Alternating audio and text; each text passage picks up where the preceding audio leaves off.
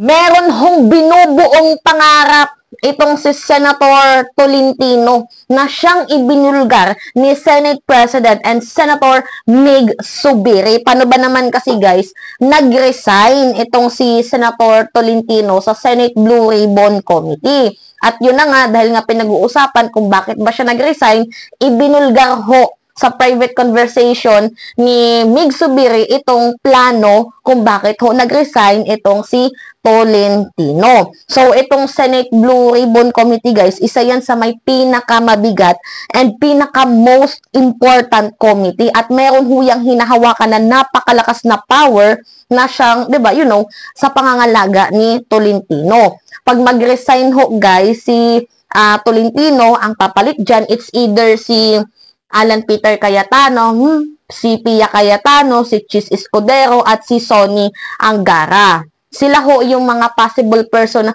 sino yung ingot na nag-comment na si Robin Padilla? May ingot na nag-comment, guys. Si Robin Padilla daw ang gusto nilang ipalit sa Senate Blue Ribbon Committee. Mga tukmol. Nakakagigil talaga. Tingnan nyo, kaya pabubo ng pabubo ang mga dito sa Pilipinas kasi yung mga ini-elect nyo, yung mga gusto nyo ay boblocks din. Ang loko-loko, ang engot. Bakit si Robin Padilla? Hindi ko to. Si Robin Padilla. Isa ding may binubuong pangarap. Leche yan. Ay, nako. Natatawa talaga ako. Ano ba naman yan? Ang dami-daming pwedeng much better guys na pagpilian si Alan Peter Cayetano, si Pia Cayetano, si Chis Escudero, or si Sonny Angara. Kasi kahit medyo hindi ko gusto yung mga taong yan, ay medyo may laman ng utak, matalino. Samantalang si Robin, hindi nga nakakaintindi ng English. Tapos guys, solusyon niya sa traffic, mag-cable car daw tayo. Alam nyo, yung mga engot, umalis nga dito sa channel ko, yung mga, mahilig kay Robin, nanggigigil ako sa inyo, sarap kayong, tuktukan sa ulo. Diyos ko, hindi na nga nakakaintindi ng binabasa niya sa mga batas. Paano ba naman kasi kasalanan din na nagbigay ng libro sa kanya, na pinapabasa sa kanya, binigyan ba naman ng English, o paano yan makakaintindi? Diba? Ay, nako. Anyway, guys, going back sa ating topic, hindi talaga ako makamove on si Robin. So, nag-resign ho si Tolentino dito sa Blue Ribbon Committee. So, anyway, ang pinakaayaw kasi dito, ang masaklap kasi dito guys, na ginawa ni Tolentino, hindi niya yan ginawa sa plenary. So, ang ginawa niya, nagpa-press conference lang siya at sinabi niya na magre-resign na siya. Na siya namang tinutulan, diba, ni Senate President Migs Zubiri kasi hindi naman daw yun tamang proseso. Pero anyway, bakit nga ba nag-resign? Ano yung exsign ng gana? Pinaparesign na ba ng amo? Diba? Yung, tama lang naman yan, yung mga pro-China umalis dyan para naman mapalitan kahit papano ng mas deserving.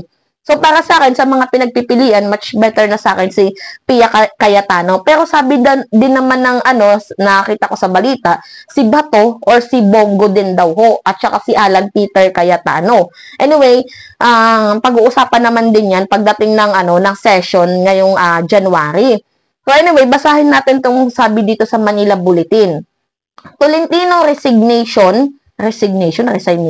Tolentino's resignation as Blue Ribbon Chair should be done in plenary. So, yun ho yung punto ni Senate President and Senator Migs Zubiri kasi hinalal siya ng mga senator. Dapat nandun din ang mga senator magwi-witness kung sakaling magre-resign itong si Senator Tolentino. So, dapat nasa plenary kasi kumpleto ho yung mga senador doon. So, dapat doon siya mag-resign. Dapat tama ang due process. Pero, ang ginawa kasi ni Tolentino, nag-resign siya guys via press briefing, via press conference at sinabi niya na siya daw ay magkukwit, aalis na daw siya, mag-exit na siya. So, dapat ito ay ginawa niya. Diba mas maganda din dapat yung may timing kung magre-resign. Gawin mo to ng perfect timing para wala kang bash na maririnig.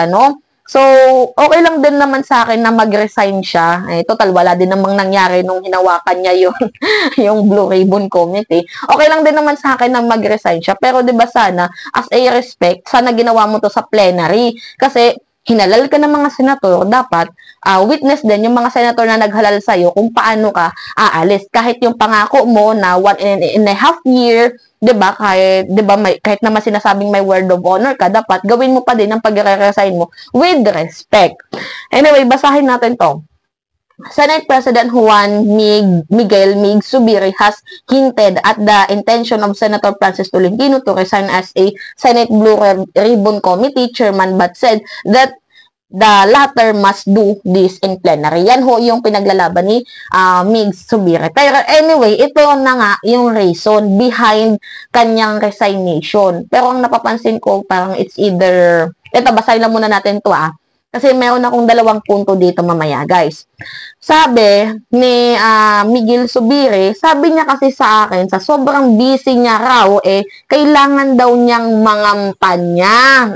According to their private conversation, kailangan niya daw mangampanya, guys. O kaya naman pala nag-resign. Ang tanong, mananalo kaya? Diba? Nangampanya daw ho, kailangan niya ng mangampanya. O, syempre, diba, hinahawakan niya ang Blue Ribbon Committee. So, you know, kailangan niyang maglibot-libot around the world. I mean, around the Philippines para ho ibalandra ang kanyang pangalan para manalo siya as a senator. Kaya bibitawan niya ang kanyang trabaho dito sa Senate Blue Ribbon Committee. So, di na raw niya mahawakan yung mga committees niya. Ay, madami pala siyang hinahawakan na committees. Okay. Sabi ko sa kanya, huwag naman kasi parang abandonment yan of duty. Tama naman, parang abandonment of duty ang kanyang ginawa. Porque kailangan mong mangampanya, agad-agad mong parang abandonahin yung trabaho mo, negligence of, ano ba tawag doon, chu-chu-chu. So, di ba? Sa English, he told me that he's already busy, he needs to campaign, he cannot handle this committee. I told him I don't do that because it's like abandoning your duty. Sabi ni Zubiri sa interview sa Dizwiz, hinalal ka ng senator, di ba? You can only resign in the presence of the other senator, meaning in plenary. So, yan ho ang pinaglalaban ni Senate President and Senator Miguel Zubiri. So, Zubiri said that as far as he's concerned, Tolentino is still in a position as a Blue Ribbon Committee Chairman, Senate Blue Ribbon Committee Chairman. He also mentioned that they are discussing possible replacement in case Tolentino truly wants to vacate the position. So, the possible replacement are Senator Alan Peter Cayetano, Pia Cayetano, Chis Escudero, and Sunny Angara. Although itong si Alan Peter Cayetano, 'di ba? Magpalit naman tayo ng iba kahit papaano kasi you know, naranasan mo naging humawak ng Blue Ribbon Committee. Although sabihin natin na maganda yung nagawa niya, pero you know, mas kailangan natin ng much better. So, para sa akin, mas maganda ata kung si Pia Cayetano, ano? So, baka naman magsabi na dilawan na si Mima, ha? No, guys.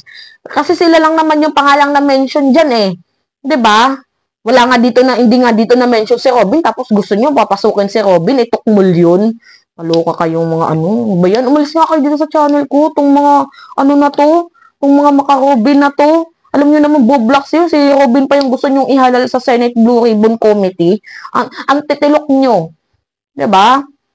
So, para sa akin, much better na lang kung si Pia Cayetano or wala din naman kasing choices, guys, Si Chis Escudero, I think parang hindi niya kayang gampanan ng kanyang trabaho as a Senate Blue. Lalo na si Sonny Angara. 'Di ba? Anyway, sino yung napupusuan nyo, guys? Comment down below kung sakali man. Pero kung si Robin, gano'n yan, ang asama ng pangarap ni Robin Padilla, hindi nga nakakaintindi ng English. 'Di ba? Hindi nga nagbabasa ng batas, basta mayroon lang maisabi. 'Di ba yung kanyang economic provision na gusto niya daw baguhin? During term pa ni Digong, nabago na yan. Tapos, nangingialam pa ng hindi mga dapat pakialaman. Ano ba yan?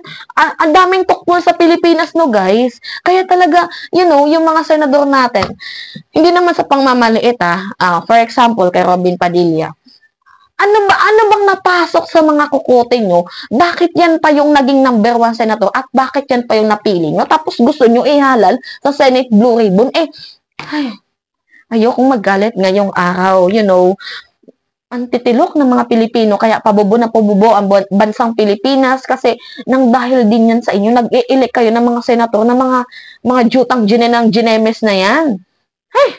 It's me again guys, si Mima Alicia nyo, tagbabalik ulit para sa ating panibagong video.